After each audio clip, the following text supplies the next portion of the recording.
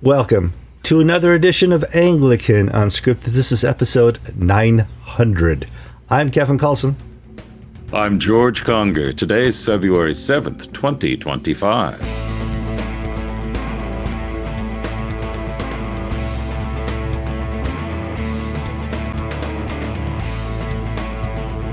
All right, welcome to another episode of Anglican Unscripted. We're glad you could be here. You're the audience. You make the show. You make the comments. You make the like buttons. You make the I forwarded this to my friend because it was really funny, and we really appreciate that. We're glad you're been here for so long. 900 episodes. That's unbelievable. I still remember our first episode happened in California. And this is 900 later, George. It's just crazy. People are asking, do I have any special plans for 1,000? Yeah, I have to be retired and done by then, but I suppose God's going to keep us busy. No, you got to do something special for 1,000, Kevin and George. Do you remember when we started, we would each have film cameras? Yeah, the little Kodak camera, yeah. And we would simultaneously push the start button.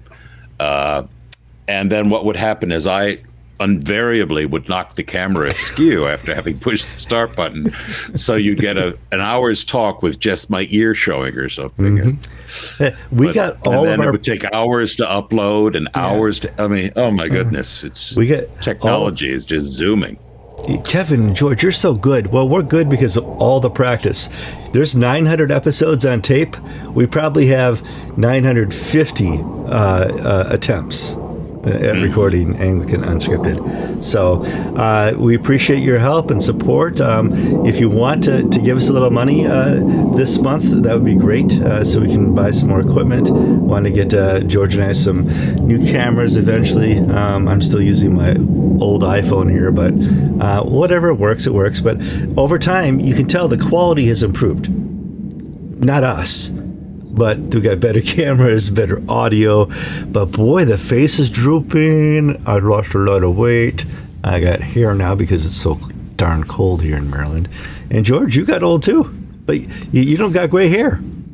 No, I no. It's gonna turn white overnight. Usually when my children visit for long extended holidays, I old, gray, and wrinkled after they're about to leave. Yeah, this baldness, that's all Victoria, firstborn. She drove us crazy. Okay, before we move on to the news, quick weather update. We talk about every week. We are in the middle of two snowstorms here that have not arrived yet. Next snowstorm here arrives Saturday. Bogus amounts of inches of snow and rain, and then 3 days later, Maryland gets hit by another snowstorm, and so does the whole Northeast. I'm kind of missing my climate change, George. It was good for a while. Yeah. Well, this is this month, the next month, the golden months in Florida. We'll wake up to temperatures in the high 50s, low 60s, and it'll get up to 80. And there's no pollen in the air. That doesn't start for a few more months. So, and it's sunshine and dry. So this is Gulf weather. This is the weather and fishing and beach, and this is the weather the tourists pay to have in Florida. Absolutely, yeah. And the humidity's gone. There's no humidity. No humidity. It's beautiful until April. In April, all Hades opens up and Florida becomes Florida. Okay, so let's start with the news. Before we get to our first story, there's been a lot of news here in the shores of the US of A. We have a President Trump, and he's unleashed a guy named Elon Musk onto the federal government to do what we call Doge, and that's to make the government more efficient. And he's gone after a couple big departments, most notably one that some large Christian charities are familiar with, and that would be the USAID. USAID? Not aid, but they certainly aided. And I thought we could talk a little bit about this because I went through the list of journalist websites and newspapers that got money from USAID, and we weren't on the list, and I'm so disheartened. My opinions are for sale. You give me $1 million, USAID, and I'll say what you want.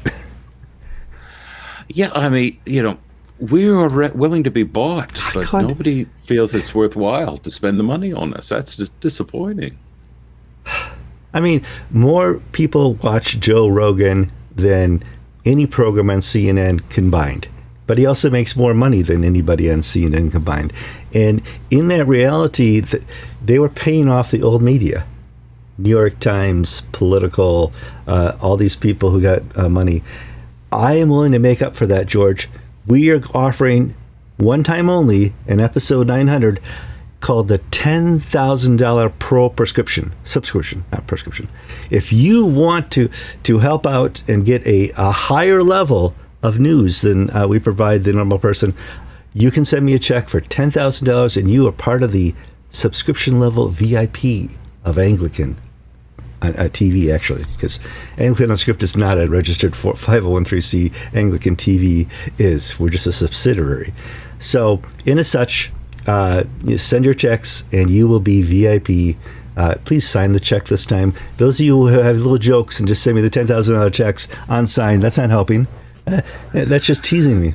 All right.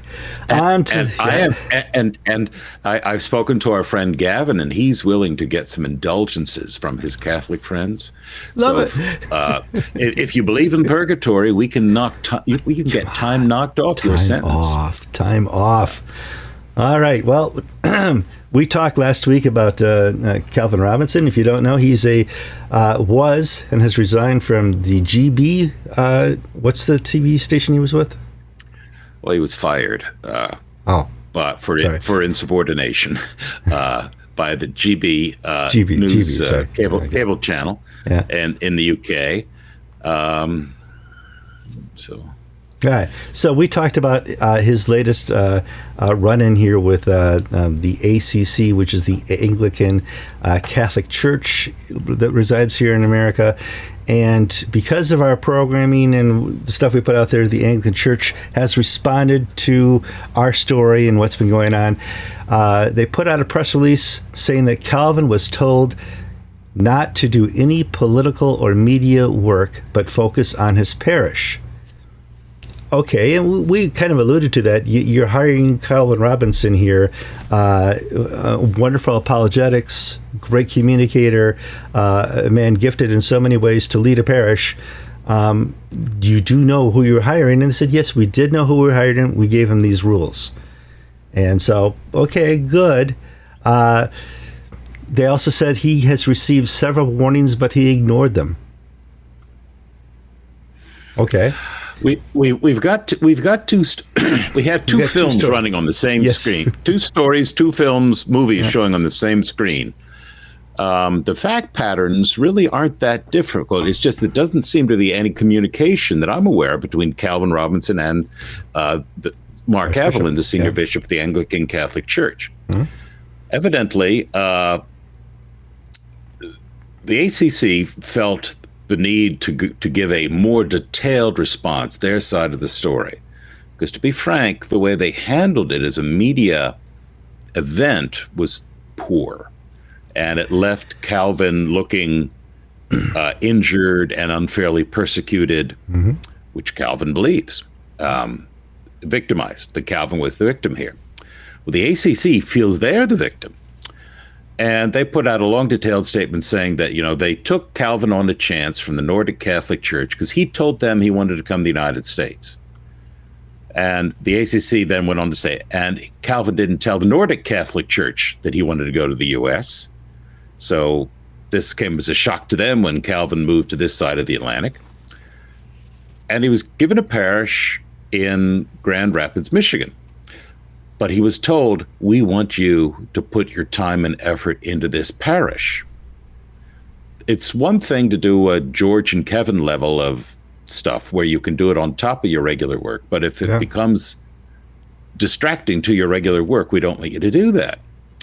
Well, Calvin came to the U.S. and he conquered all, and he winds up at Mar-a-Lago and he preaches the podium for the National Right to Life event.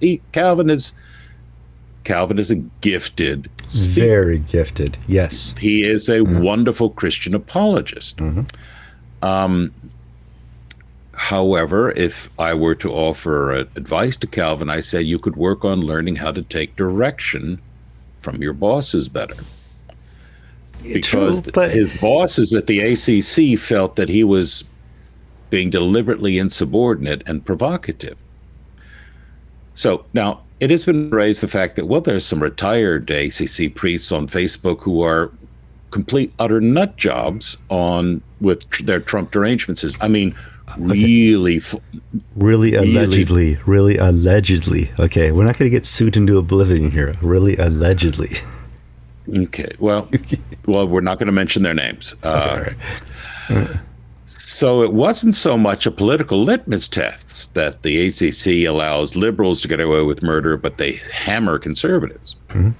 Rather, it was a sense, according to the ACC, that Calvin was not keeping up his end of the bargain. And this caused a great deal of consternation within the ACC's ranks, leading to the bust-up. Now, in response, Calvin says he still hasn't been contacted. All he knows is the things that he's reading on the internet. Now, things may have changed since I last saw that from Calvin. That's a couple days ago. But the issue is,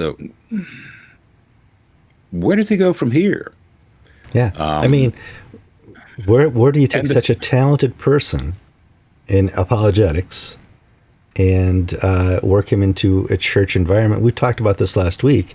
Make him a canon somewhere, a canon apologetics. You know, there's got to be a place for him. And now I want to back up here real quick. Nobody from his church has complained.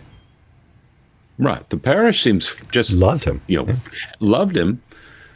And there you go. But it is basically a case of being fired for insubordination. Now, he was not defrocked. He just lost his license to officiate in ACC parishes. So Rolling Stone was wrong. Yes. Rolling Stone was wrong. He never was. Technically, he's now back in the Nordic Catholic Church because he was never incarnated or permanently transferred from one to the other. He was just licensed to serve. Mm-hmm. So the question is, were I to offer advice to Calvin, I would say, continue with your public ministries. Mm-hmm. But you will succeed whether you're wearing a clergy collar or not. If you want to be able to succeed with the clergy collar on, you need to find a safe spot to hang your hat, and basically keep your nose clean. I've been able for 30 years to do this because I've never bishops in Central Florida I've never done them bad. I've always done exactly what they told me to do. And because of that, I have 99 and 9/10 freedom everywhere else. Well, we did cause your previous bishop a little bit of heartburn, but other than that, I mean, we never deliberately crossed a line. Yeah. And it's a difficult position to put Calvin into. Come to America, serve a parish, don't be you. What gets me is the heat level in all this. There are people who respond to this story with protestations that Calvin is the greatest Christian alive today. And then there are other people who are equally vehement that he is horrible. Yeah. The temperature's really high for and against Calvin. And I don't have a crystal ball. I don't know how this thing going to move forward or cool down. Anglican Unscripted is for Calvin, but we do need to find a role for you in the kingdom here. And also, Kevin, remember, we're 20 years older than he is. Yeah. And so we like our comfort. We like we're sellouts. We like we like being happy and lazy, and at least I do. I like being happy and lazy, and going along to get along in some areas. And for a young man alive and full of vim and vinegar, vim and vinegar, as they would say. That's right. Yeah. My way is not Calvin's way. No. Well, I mean, there is a role for mavericks, but it can only go so far. And I think if you want to look for an illustration of a maverick bishop, it was the former head of the AMIA. He just didn't want to take any instruction whatsoever, and that led to his little kingdom, fiefdom, blowing up. Something that he tendered and nurtured and grew, and his talents were put into, just kind of disintegrated and fell apart because he couldn't follow under authority. And that's where you need to be very careful about authority. It's how the kingdom works. It's how ministry works. It's how God created the world in and under authority. So I just want to put that out there as what I've observed over the last 20 years. Be careful. All right. Oh, boy, what a transition into our next story. So, when you're watching a horror movie, and I love 80s and 90s horror movies, at the end of the movie, they finally kill the monster. But you know what? The monster's never dead. There's always another scene. And the monster reappears somewhere and grabs the victim. And, we have to go through this all again. Well, George, it looks like we're going through Fletcher all again. David Fletcher is the brother of Jonathan Fletcher. And in some DNA weird psychotic horror movie, they both have the ability to create children victims. So we need to talk about this story. It's going to take us about 10 minutes to work its way out. First, for people who are new to the program, who's Jonathan Fletcher? Jonathan Fletcher was a major leader of the conservative evangelical movement in the Church of England. He was the incumbent of Emmanuel Chapel in Wimbledon, and he basically was one of the influencers, to use a modern term. Sure. His view, he was on almost all the right boards, the right committees, the right clubs. He was a person of major consequence in the Church of England, as was his brother David. David was at St. Ebbe's Church in Oxford, which is the parish during David's time and today where young Christians at the university flocked to. And David had a remarkable ministry there, very successful. And David was also involved for 30 years. He was one of the trustees of the Ewan camps, the bash camps, the boys' camps that John Smyth selected his victims from. He just was a hero, one of the people that you would look up to. I'd met him a few times. When I was in England, I did not attend his church. I went to St. Aldate's, the other evangelical church. Okay. You went there? What a crazy and I met him a few times. Huh? Now, my experience with conservative evangelicals in England was not good. And the reason why wasn't so much theology, but because within the upper middle classes of England, there is a very strong anti-Americanism. Mm-hmm. And they like Americans who worship Englishness, who just say, "Oh my goodness, you're the rector of St. Ebbe's, and your father was a life peer, and you're all this and that." That people have these images of Downton Abbey and upstairs, downstairs, all these things. I wasn't one of those Americans, in the sense that I came to study, and I came in as secure in my place, in my culture, as they felt in their culture. Because of that, I was immediately frozen out. Because, unless you are a supplicant, you're a nobody. We don't want you around. So you wouldn't do tea or high tea? You just a regular old Diet Coke? No, I mean, how should I put this? I had, maybe it was my foolishness, but I had a degree of confidence in my own traditions, my own background, that I desired nothing from them socially. I desired solely the intellectual benefits and spiritual benefits of my work. Okay. Because of that, well, we don't want you. Well, we got off the track. Well, Channel 4 News, Kathy Newman, who has broken all the John Perumbalith and was the TV station that publicized the John Smyth abuses, and she's really on a streak with her reporting. This past week, she did a series of 3 interviews with women now in their 50s and 60s who were sexually assaulted when they were teenage girls by David Fletcher. So Jonathan Fletcher is currently awaiting trial on sexual assault charges against young men. His brother David, who died in 2020, was basically equally naughty with young girls. Now, Fletcher's dead. Vaughan Roberts, some of you may know that name. He's a prominent evangelical Anglican clergyman. He is the rector of St. Ebbe's, and he and the leadership of the parish put out a letter saying, we basically know only what's in the newspapers or in the TV, because we haven't heard word one about this. I mean, and we can't ask David because he's dead. But this is like another swift kick.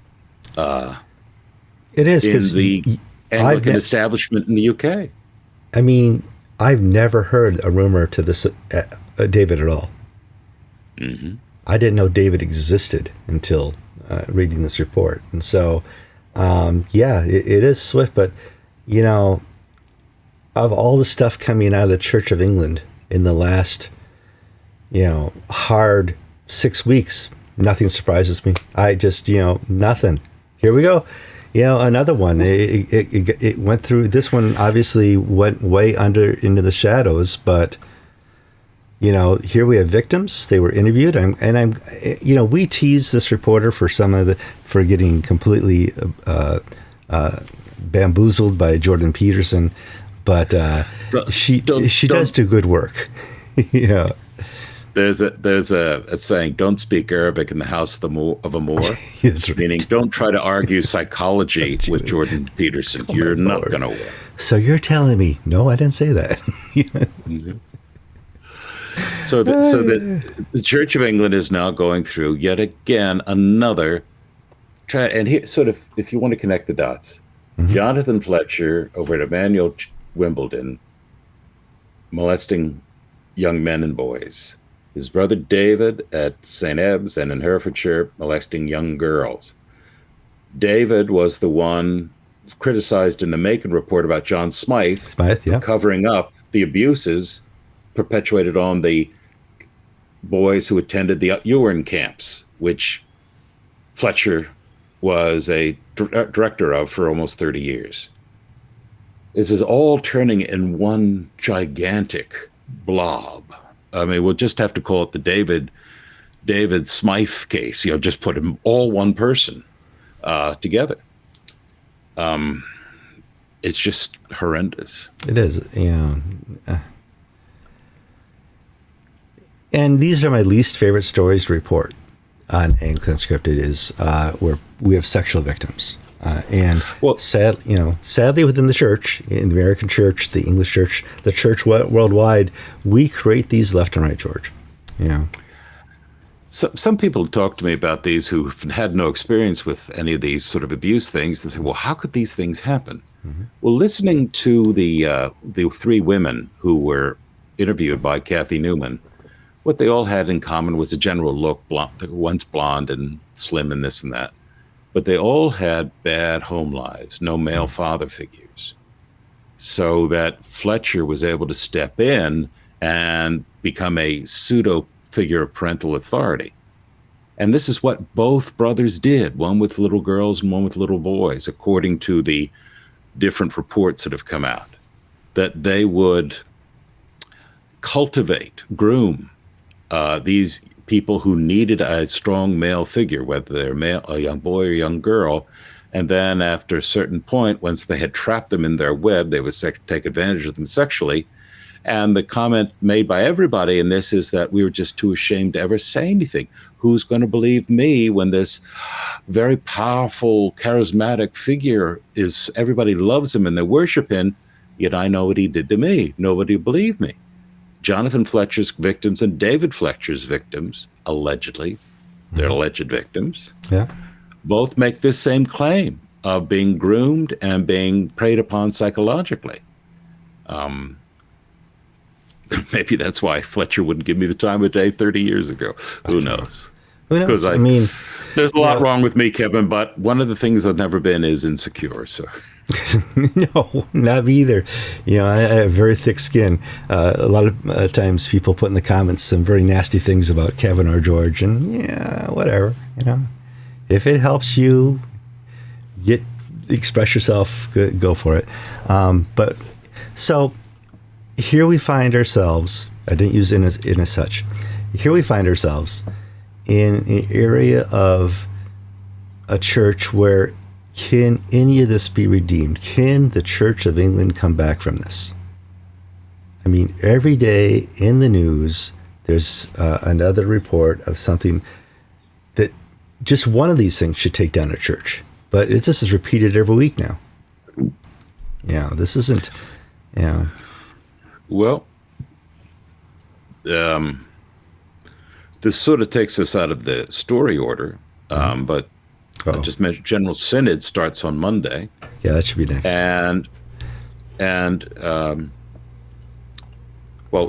Let's just quickly do the General Synod. They're going to talk about all sorts of stuff, and we can get. Well, I don't want to go out of order because my brain is... Okay, no, we'll go back. We're not able to, at our age, we're not able to do that at all. So let's move on to our next South African Archbishop apologizes for church's failure to warn the congregation about Smyth. The South African legal system and its lawyers must be really good because it only took them 30 days to write a report on Smyth, whereas the Church of England, what's taken 10 years? 10 years. They are like speed. Yeah. Okay. Well, the South Africa, Thabo Makgoba convened a special group of senior lawyers and judges to look into what, if anything, John Smyth, the Uern Camp pervert, was up to in the African continent. And the report found that when Smyth was essentially kicked out of England, he settled in Zimbabwe. And he, being at that time a Queen's Counsel, senior lawyer, was able to basically, and a charismatic fellow, was able to sort of bamboozle everybody in Zimbabwe and started setting up his own camps like he had up in England. And he got up to the same mischief, evil mischief, that he did in England. Except one boy died. He took a bunch of boys skinny dipping in a pond or a pool in the middle of the night, naked, skinny dipping, and one of the boys drowned, and he was charged with negligent homicide for basically not supervising the boys and this and that. And Smyth's position was such that that Robert Mugabe, it is alleged, quashed this because several of the members of Mugabe's cabinets had young boys attending Smyth's camp, and they thought he was wonderful, a manly man. Well, David Coulthard, who was a Zimbabwean lawyer, and he's now the mayor of Bulawayo, if you're interested in that. He's still in Zimbabwe. Did a report, and he basically got all the stuff from England that took place, talked to the people in Zimbabwe that took place, and said, he's doing it again. But then Smyth came up and said, look, I'm a QC. You're just a young lawyer. You're a nobody. I'm a somebody. If you put any of this out into the public vein, I will sue you for defamation and destroy you, and I can do it too. So Coulthard wrote his report, and in, what was the year? 1993. And he shared it with about 24 headmasters of private boys' schools and a few other people in Zimbabwe. And essentially, the headmasters shut off the flow of young boys to Smyth's camps. And so Smyth eventually was sort of starved out. He wasn't publicly humiliated. He was starved out because his stream of young boys from the private schools in Zimbabwe ended. So Smyth moved south to South Africa. He sets up in Durban. He's there for 2 years. But when he's in Durban, his reputation followed him. And so he moved to Cape Town and started worshiping at an Anglican church in Cape Town, where his reputation wasn't. And he got involved with youth work, and South African Broadcasting Corporation had a story which we put up on Anglican Inc., where these African men, he's not just picking on white English boys, he's picking on black African men, who are now men, but then young men, college-aged. He said, after a vigorous game of, squash, Smyth would invite this young boy to play a game of squash at a private club in Cape Town, which, up until 5 years ago, didn't even allow blacks on the premises. And now he's treating them as equals, all manly. And then when it's over, they take showers and they're both naked. And Smyth is flicking towel at, the genitals and this and that, while he's naked as well. And then after he finds those boys who don't have strong authority figures, he moves in and starts, the abuse. Well, this went on for about 10 years, when finally the Church of England let the South African church, you've got John Smyth down there? Well, here's what he was doing up here. Yeah.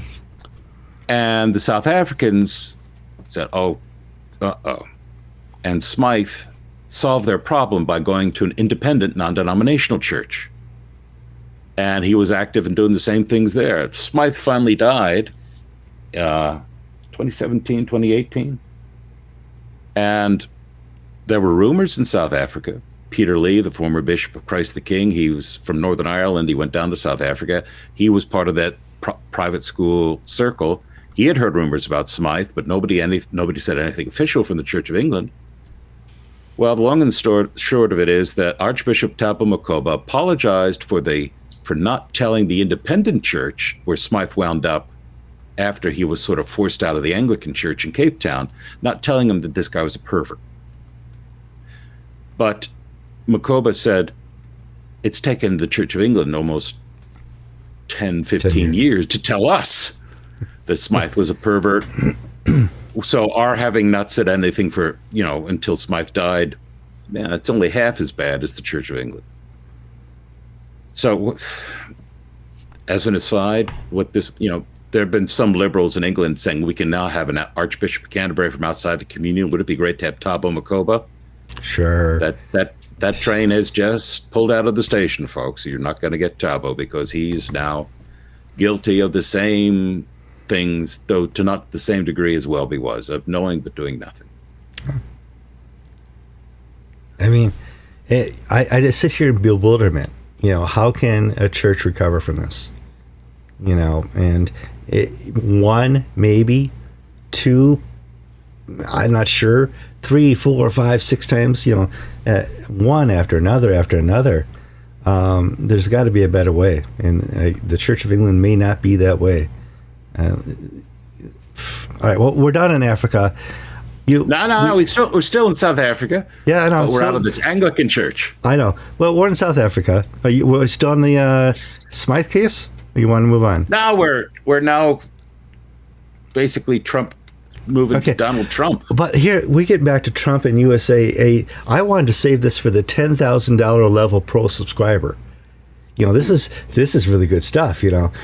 Become a subscriber. You could hear what we say about Trump. That would make us some money finally after all these years. I guess we'll keep it and we'll spread it out here. Trump calls all aid to South Africa off. You didn't put off. Trump cuts all aid to South Africa in response to new law allowing government to confiscate farms from the white owners. And we talked about this 2 weeks ago, and Trump obviously was listening and said, we're not going to do anything with South Africa. In fact, we're not going to send the new Secretary of State Rubio to the G20. Okay. Yeah, on January 5th, the South African Parliament passed a land expropriation law saying that we can take the land of white farmers without paying for it. Mm-hmm. You know, it's our land too. We're going to take it. And the South African Anglican Church has said nothing about this, nor is the Catholic Church that I'm aware of. We raised this about 2 weeks ago. And then once Trump came into office and he started all of his stuff, executive orders and new programs and procedures, Trump picked this up. This issue of the immoral treatment of the white minority in South Africa by the majority. And so no more money for AIDS programs or infrastructure development, all the hundreds of millions they send to South Africa for various stuff, that's all stopped. And in fact, Marco Rubio was going to go to the G20 conference, but said, no, I'm not going because it's being held in South Africa, and we're not going to give any sense of normalcy to this government that's engaged in these wicked, wicked things. It's a new world, folks. What was it called in the 80s? What term did they use for South Africa? Apartheid. Apartheid. Yeah. Is this? I don't know. There's no way that this is a. Okay, all right, I get it. Well, all right. They're also, the thing is, you know, that there's talk in Washington. It's just talk. Is that basically saying, okay, if South Africa is going to start doing this to its white minority, we'll just allow them to move here. You know, heck, if we're going to take over Gaza in the United States, we might as well take in 2-3 million farmers. I know North Dakota is pretty empty, but it's not as warm as South Africa. No, different climate in such, and North Dakota does not have the degree of the horrible history that South Africa does. But oh man, you know, I forget who said it, but history repeats itself, and it's our job to make sure it doesn't. Well, we failed that, didn't we? All right. Moving on down the road here, we got when the new Archbishop Justin Welby was first brought into office, there was hope. George had it. I had it. A lot of bloggers here in America were skeptical, but some had the hope as well, that this is it. We're turning the page on Rowan Williams, and we're moving on to a guy who's got some business acumen, maybe not Trumpish, but, you know, he's certainly a middle manager guy, and that's what the church needs, somebody who can look at the operation and fix it and bring things together. And he said, you know, I was largely brought in here to bring unity to the church, you know, to bring the band back together, so to speak. And in that, the Archbishop of Canterbury, Justin Welby, failed miserably. But that is not his only failure, as George is going to point out here in the next story, because he's also a calendar boy. Let's talk. Justin Welby had a dream. He had a dream. He did not give his dream speech on the steps of the Lincoln Memorial. Instead, he gave it at a press conference following the 2016 Primates meeting, where he was saying one of his dearest desires was a common date for Easter between the Orthodox and the Western churches, Protestants, Anglicans, Catholics. The Orthodox are on the the Julian calendar, which is a lunar calendar, and so their church calendar is now 13 days behind ours. So that's why the Orthodox had Christmas in January this year, because of the different calendar sets up.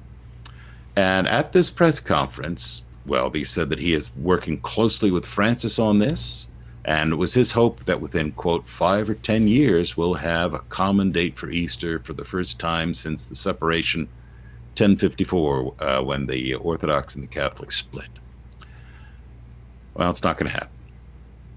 And of all people, it's the Romanians who peed in the swimming pool and said, we're not going to do this.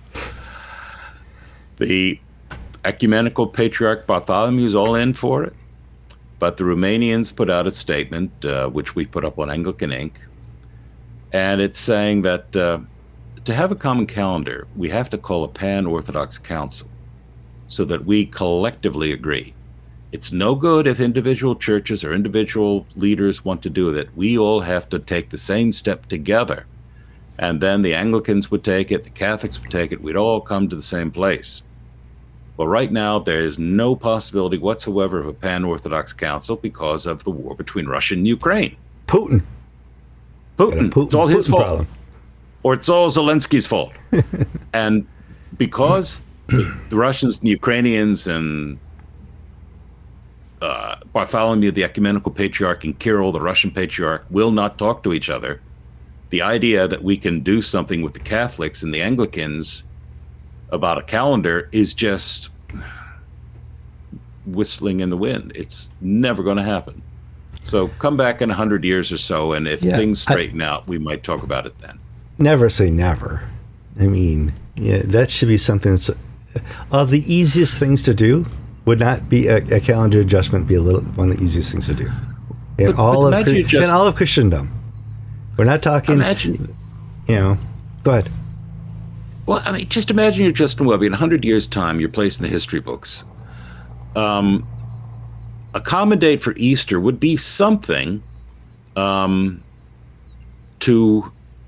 look at, and the whole John Smyth thing people will forget. And so the big, lasting, historical thing that he could make happen through his powers as Archbishop of Canterbury has been undone by the Romanians of all people. So he has nothing left on his "look what I did, Dad" list. Yeah, well, if the Church of England survives, he will just be an asterisk in the denoted history books. But he may actually be the last Archbishop of Canterbury. We don't know what's happening here. There's a lot of hope for somebody new, but I don't know if there'll be a church to attend to. But we'll get to that in a second. Here we go. Church of England General Synod meets next Monday in London. That's in England for all the new people here. And on the agenda is the future of safeguarding and an update on the living in love and faith prayers. We need to talk about this, George, because I thought for sure the LLF will be done now that Justin's out of the picture. Well, the update is that we're not going to have it done in time, like we promised, for the summer. The aim was, we'll have these ready to go before the Synod meeting in New York in July. Well, Martin Snow, the Bishop of Leicester, who's been given oversight of this process, has said, we're not going to get there.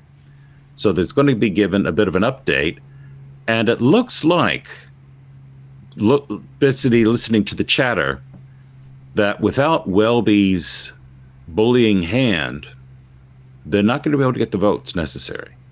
Not going to be, and it's going to fall, and it could very well fall apart in the bishops and in the clergy, just not getting the necessary numbers. So for those like Snow who want LLF to happen, he's got to tread carefully and rebuild that coalition without the help of an Archbishop of Canterbury putting everything behind it. Some of the other stuff, they're going to talk about safeguarding, which of course has been the major thing in the news. From the Charity Commission telling the Church of England Synod, get your act together, to the Prime Minister telling the Church of England, get your act together.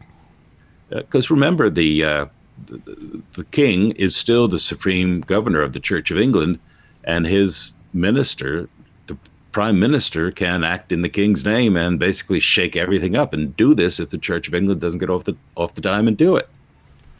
They're also going to talk about racial justice and youth engagement, and there's going to be talk about money.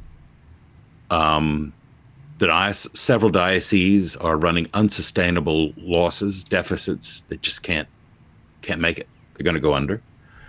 And also there's a private member's bill to raise up working class clergy.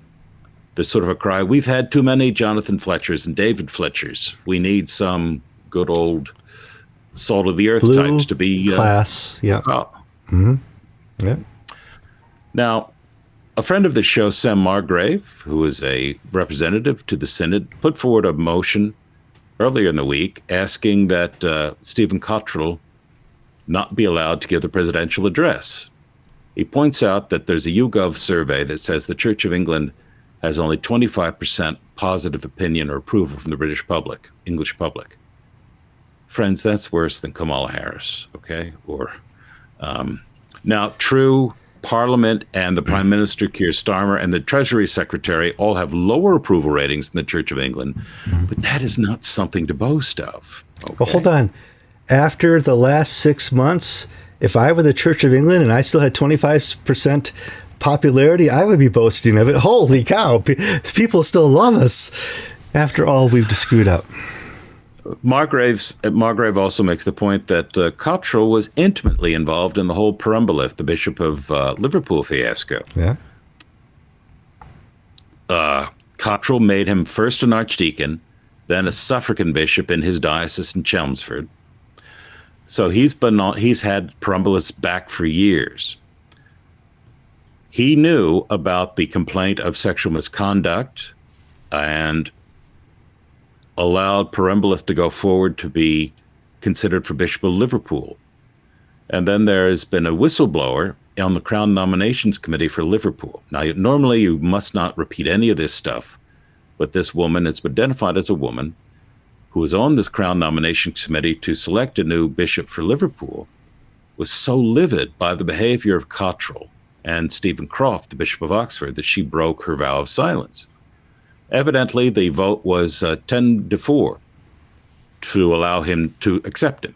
Now, it has to be a 2/3 majority, so he needed 9-5 as the bare minimum.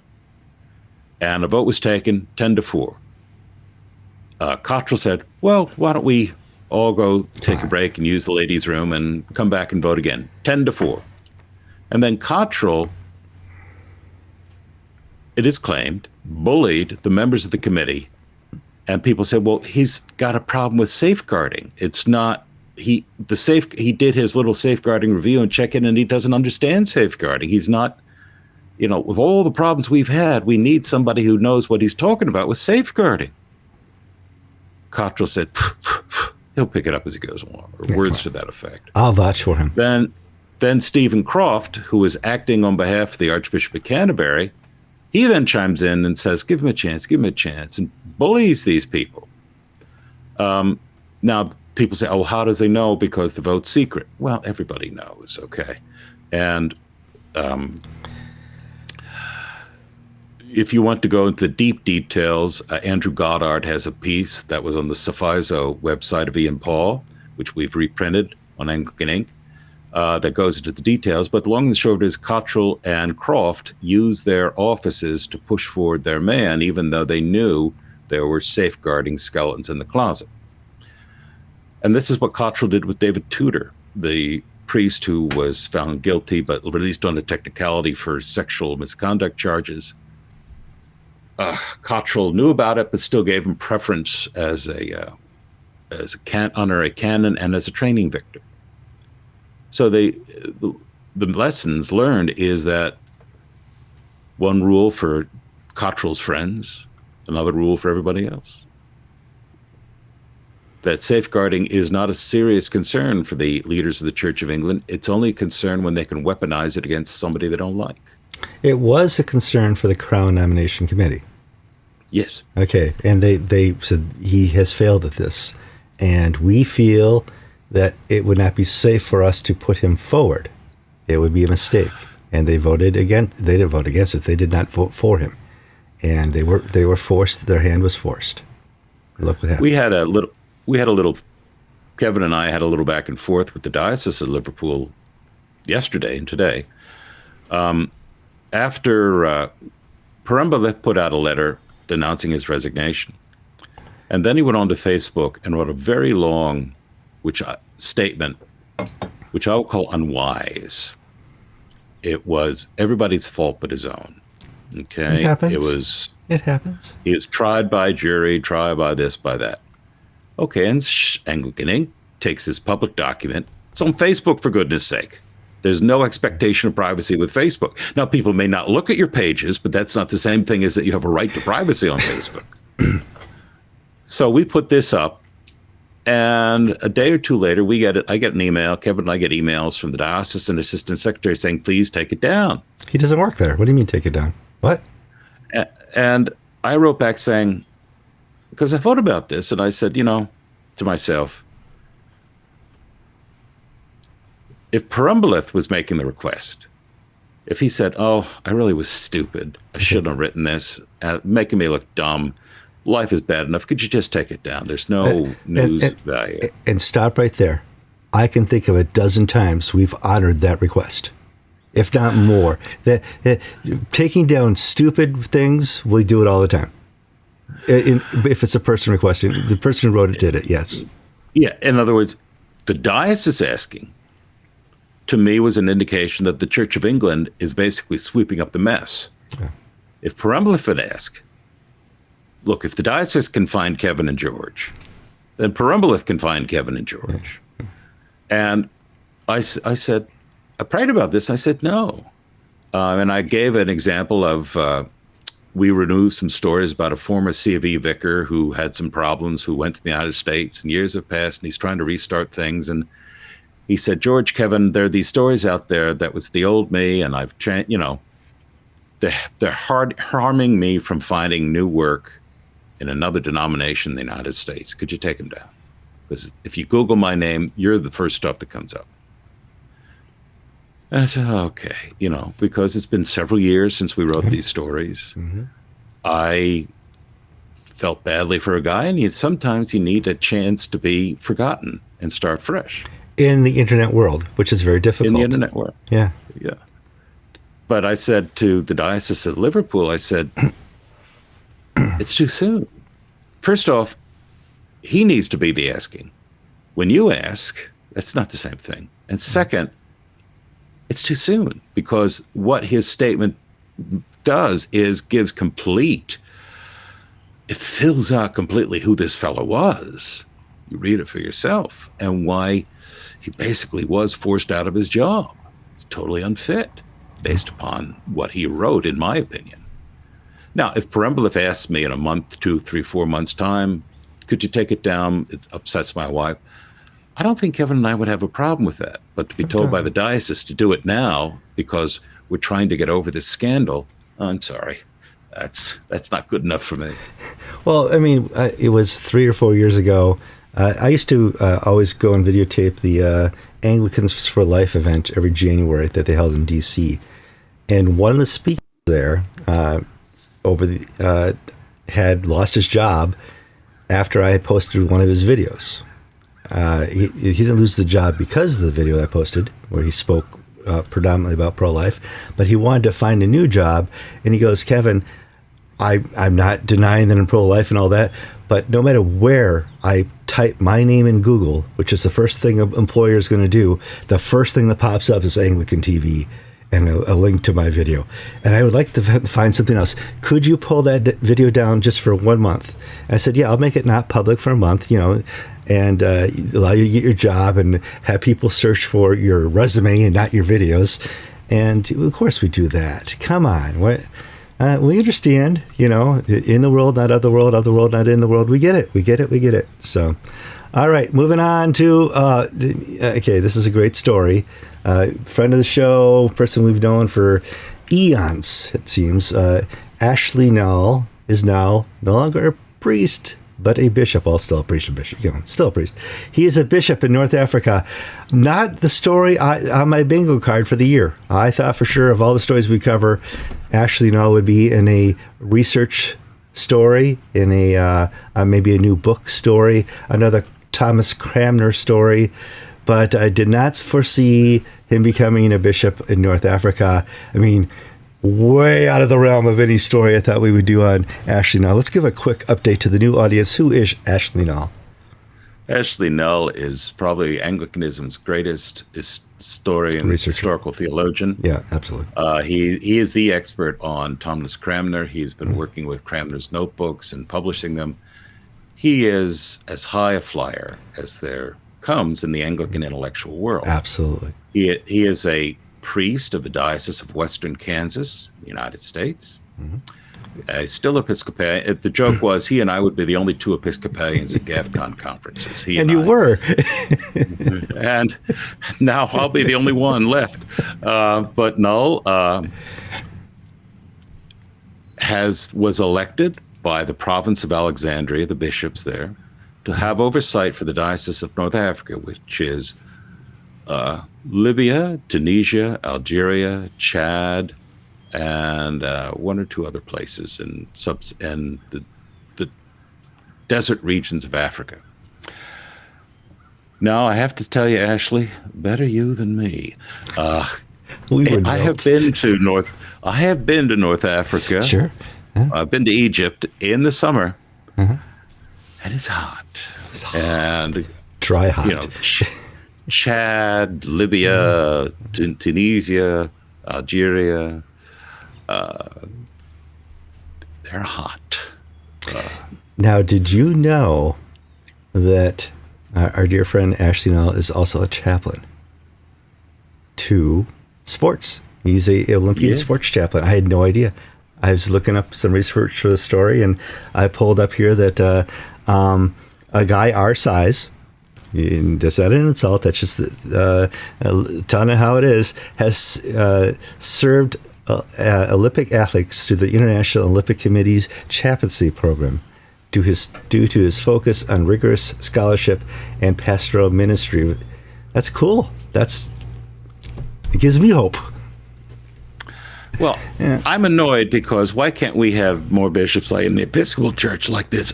Why do the Egyptians have to poach him from us and take away the possibilities of a better Episcopal Church? But it's a lovely country. You'll have a great time. Yeah. He'll have a great time. It's not a lovely country. On to our next story. We talked about Elon Musk and Donald Trump trying to finally rein in the $3 trillion of money that we put into our debt account here in America every year. We overspend $3 trillion. That's crazy. Where does that money come from? Well, we print it. Well, you can't just print money. That's going to catch up with you sometime. Yeah, well, we also have inflation. Okay. And as such, I said it. I did say it. Somebody commented, wrote me an email that says, Kevin, you say in as such too much. I don't know why. My parents didn't say it. Where did that come from? I bet one of my college professors said it, and I just wanted to sound smart like they did. So that's going to have ramifications if you start cutting money. And one of the ramifications we talked about in the opening was the cut money to ministries around the world, and this has happened to affect the Episcopal Church.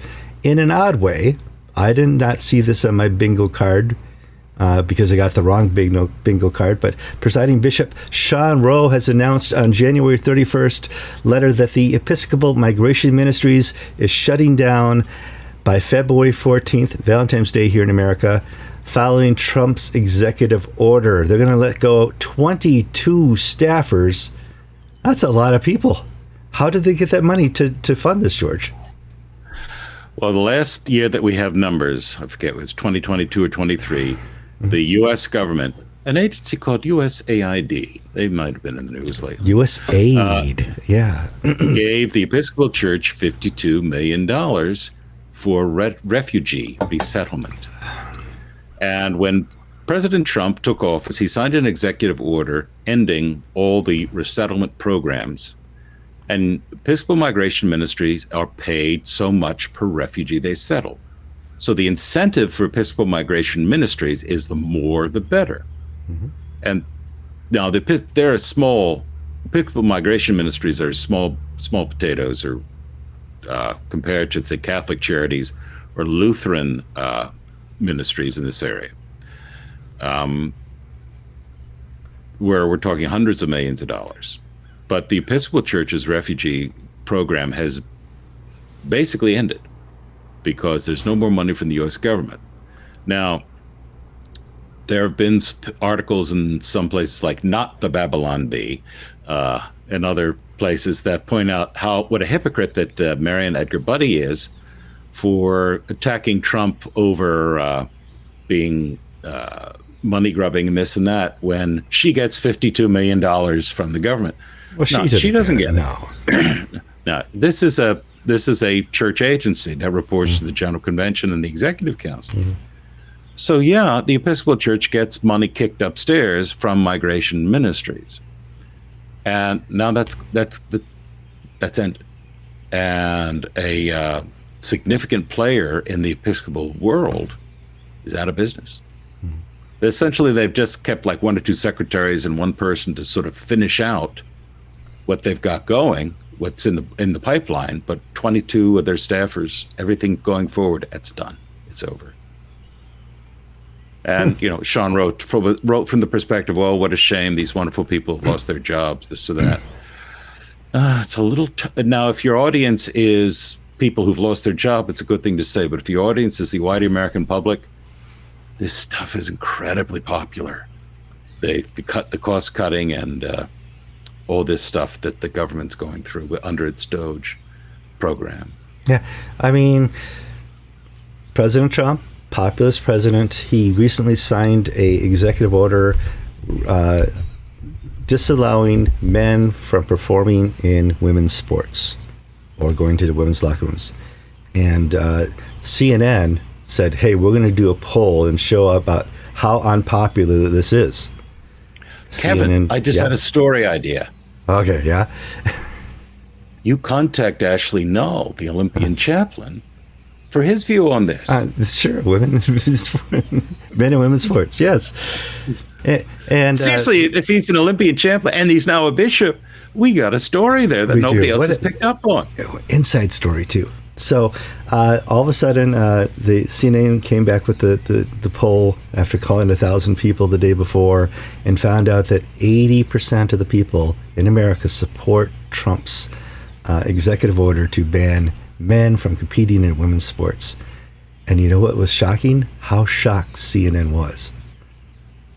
Yeah, that was the shocking thing was watching on video how absolutely bazonkers the anchors were that the Americans don't support cheating in women's sports. I said, what are you going to do here? Okay, George. Oh, we hit 1 hour already. Let's finish up here quick. What do we got? Any stories left here? Going down just here. One, John Howard. You want to do that now or next week? We're at 1 hour. Let's hope for next week. Yeah, we'll talk about John Howard next week. He's in trouble, and we'll get to the root cause of that next week. I'm Kevin Kallsen. And I'm George Conger, and you've been watching episode 900 of Anglican Unscripted.